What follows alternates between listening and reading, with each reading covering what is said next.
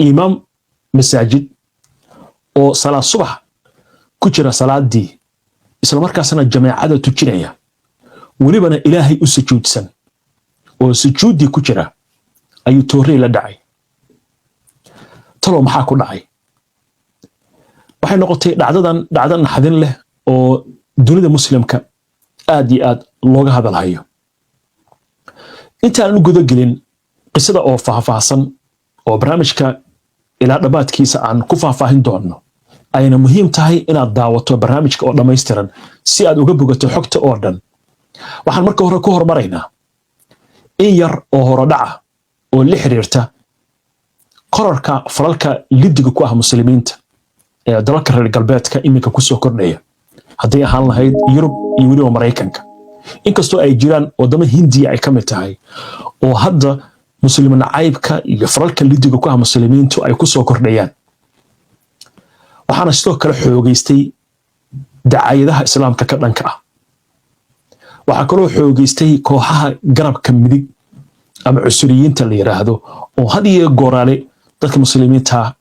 dhibaatooyin u geysta tan iyo bishan Ramadaan markii ay dhalatay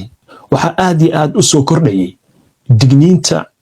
iyo feejignaanta inay muujiyaan dadka muslimiinta loo sheegayo gaar ahaan xilliga salaada taraawiixda la aadayo iyo xilligan oo imika la galayo 10kii ugu dambeeyay ee bisha barakeysan ee Ramadaan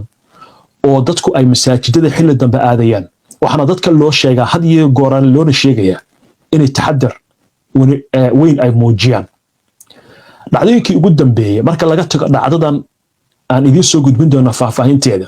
waxaa jirtay laba dhacdo oo ka dhacay waddanka Ingiriiska gaar ahaan magaalada London iyo magaalada Birmingham oo ah caasimadda labaad ee waddankan Ingiriiska waxay ahaayeen labadan dhacdo laba nin oo waayeel ah ama da'a oo muslimiin ah oo masjid ka soo baxay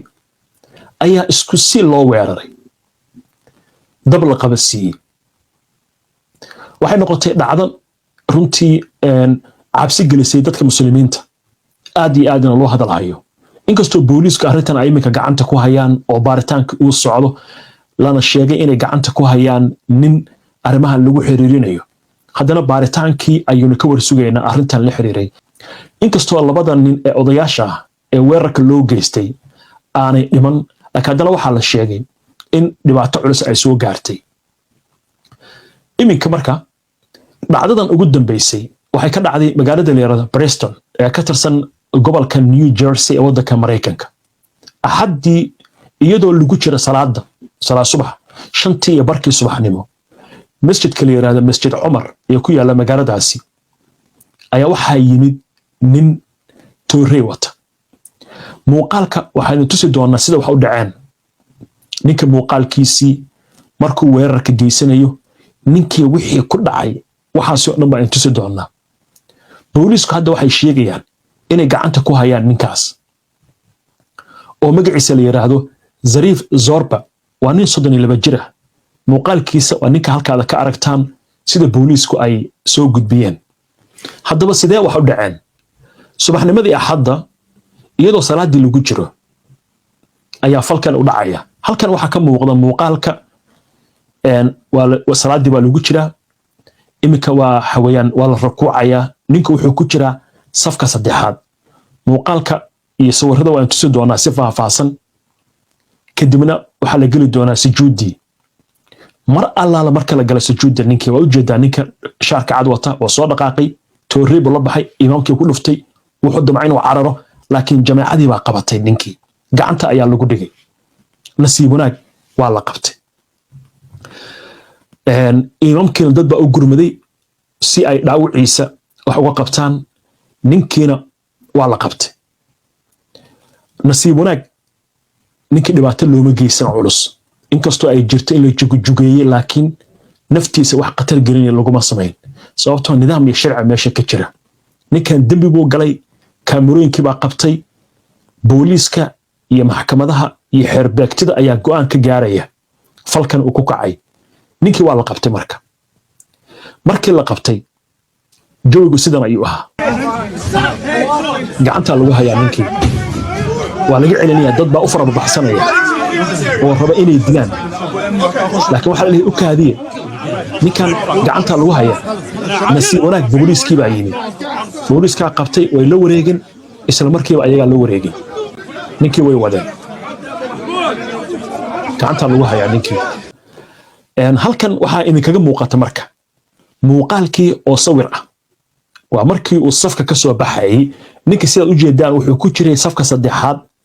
wuxuu ka tallaabsada safkii labaad kadibna safkii koowaad ayuu kasii tallaabsanaya kadibna imaamkii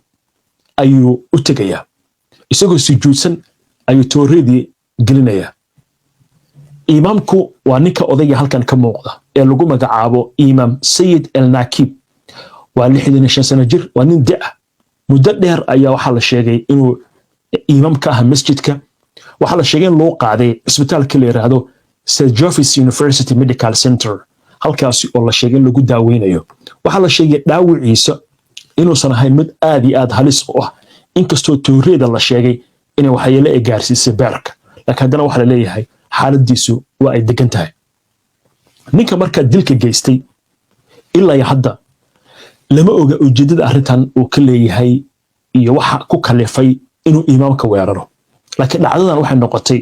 dhacdo gobolka New Jersey iyo waddanka Mareykanka iyo guud ahaan dunida muslimka aad iyo aad looga hadalhayo waxa kaloo sidoo kale jirta iyadana inay faahfaahin dheeraada ka soo baxayso arrintan gaar ahaan aqoonta loo leeyahay imaamka dadkii marka ku sugnaa masaajidka oo warbaahinta la hadlay qaarkoodna booliiska ay waraysiyo siiyeen ayaa waxay ka sheekeynayaan sida waxay u dhaceen nin la yiraahdo Sinkadar Khan oo ka mid ah dadka masaajidka joogay ayaa waxa uu sheegay in masaajidka iyo aagga ku yaalo iyo degmada oo dhanba ay tahay meel nabdoon oo dhibaato horey aysan uga dhicin laakiin waxay sheegeen inay ku faraxsan yihiin booliisku sida degdega ah ee arrintan ay ku maareeyeen una yimaadeen waxna uga qabteen marka waxay noqotay dhacdadan dhacdo runtii hadalhayn badan dhalisay waxaana aad loo ammaanay oo lagu tilmaamay geesiyaal dadkii salaada ku jiray ee tukanayay ninkaasi qabtay ee ku talagalay inuusan baxsan dambiilahaasi gacanta lagu hayo ninkan waxaa la sheegay haatan booliisku inay ku soo oogeen dambi ah isku day dil isla markaasna maxkamad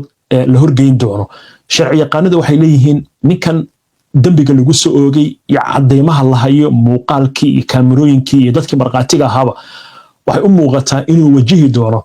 xukun adag ama ciqaab adag sida sharciga waddanka Mareykanka uu qabo waxaana la leeyahay dhawaan ayaa maxkamad la horgeyn doona ururada muslimiinta arrintan markay soo baxday iyo dhacdooyin kale oo ka sii horeeyayba dadka waxay digniin ku siinayaan feejignaan dheeraad ah dhacdooyinka kale ee ugu dambeeya waxaa ka mid ah waddanka Canada oo dhawaan masjid la weeraray inkastoo cid aysan waxba ku noqon haddana waxaa la sheegay in masaajidka weerar loo geystay marka si guud waxaa loo leeyahay dadka muslimiintu hatta xadaraan waliba xilligan bisha barakeysan ee Ramadaan lagu jiro oo dadku ay masaajidada tagayaan isla markaasna loo baahan yahay dadku inay koox u socdaan oo iska ilaaliyaan kali inay u socdaan marka runtii waa muhiim daawadayaal adukuna inaad taxadarkaasi muujisaan intiina barnaamijka la socota ee meelaha qatartu ay ka jirto nagala soconaya intaas ayaan kusoo gabagabeynana xubintan waana ku mahadsantihiin daawashada barnaamijka nabadgelyo